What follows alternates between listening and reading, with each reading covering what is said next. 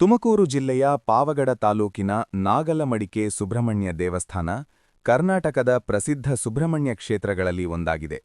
ಇದು ಉತ್ತರ ಪಿನಾಕಿನಿ ನದಿ ತಟದಲ್ಲಿದ್ದು ನಾಗದೋಷ ನಿವಾರಣೆಗೆ ಬಹಳ ಪ್ರಸಿದ್ಧವಾಗಿದೆ. ಕರ್ನಾಟಕದ 3 ಪ್ರಮುಖ ಸುಬ್ರಹ್ಮಣ್ಯ ಕ್ಷೇತ್ರಗಳಲ್ಲಿ ಕುಕ್ಕೆ ಸುಬ್ರಹ್ಮಣ್ಯ ದೇವಸ್ಥಾನ ಆದಿ ಮತ್ತು ಘಾಟಿ ಸುಬ್ರಹ್ಮಣ್ಯ ದೇವಸ್ಥಾನ ಮಧ್ಯ, ಜೊತೆಗೆ ನಾಗಲಮಡಿಕೆ ಅಂತ್ಯ ಕ್ಷೇತ್ರವೆಂದು ಪರಿಗಣಿಸಲಾಗುತ್ತದೆ. ಈ ಕ್ಷೇತ್ರಕ್ಕೆ ಸುಮಾರು 500 ವರ್ಷಗಳ ಇತಿಹಾಸವಿದೆ. ಅನ್ನಂಭಟ್ಟ ಎಂಬ ಭಕ್ತನು ಪ್ರತಿ ವರ್ಷ ಕುಕ್ಕೆಗೆ ಕಾಲ್ನಡಿಗೆ ಹೋಗಿ ಸೇವೆ ಸಲ್ಲಿಸುತ್ತಿದ್ದನು. ವಯಸ್ಸಾದ ನಂತರ ದೇವರು ಸ್ವಪ್ನದಲ್ಲಿ ನಾನೇ ನಿನ್ನ ಸ್ಥಳಕ್ಕೆ ಬರುತ್ತೇನೆ ಎಂದು ಸೂಚನೆ ನೀಡಿದನೆಂಬ ನಂಬಿಕೆಯಿದೆ.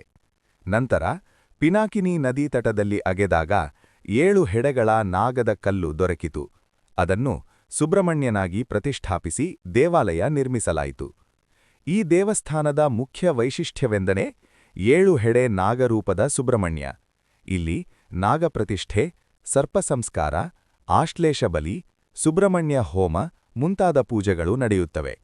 ಪುಷ್ಯಮಾಸದ ಷಷ್ಠಿ ದಿನ ಬ್ರಹ್ಮರಥೋತ್ಸವ ಭವ್ಯವಾಗಿ ನಡೆಯುತ್ತದೆ. ಆ ಸಂದರ್ಭದಲ್ಲಿ ಅನ್ನದ ರಾಶಿ 2 ಭಾಗವಾಗುವ ವಿಶೇಷ ಘಟನೆ ನಡೆಯುತ್ತದೆ ಎಂಬ ನಂಬಿಕೆಯಿದೆ. ಮಂಗಳವಾರ ಮತ್ತು ಭಾನುವಾರ ಅನ್ನದಾಸೋಹ ನಡೆಯುತ್ತದೆ. ವಿವಾಹ, ಸಂತಾನ, ಆರೋಗ್ಯ ಮತ್ತು ಕುಟುಂಬ ಸಮಸ್ಯೆಗಳ ಪರಿಹಾರಕ್ಕಾಗಿ ಭಕ್ತರು ಇಲ್ಲಿ ಹರಕೆ ಮಾಡುತ್ತಾರೆ. ನಾಗಲಮಡಿಕೆ ಕ್ಷೇತ್ರವು ಭಕ್ತಿ, ಪರಂಪರೆ ಮತ್ತು ನಂಬಿಕೆಯ ಸಂಕೇತವಾಗಿ ಭಕ್ತರ ಜೀವನದಲ್ಲಿ ಶಾಂತಿ ಮತ್ತು ಆಶೀರ್ವಾದ ನೀಡುವ ಪವಿತ್ರ ಕ್ಷೇತ್ರವಾಗಿದೆ.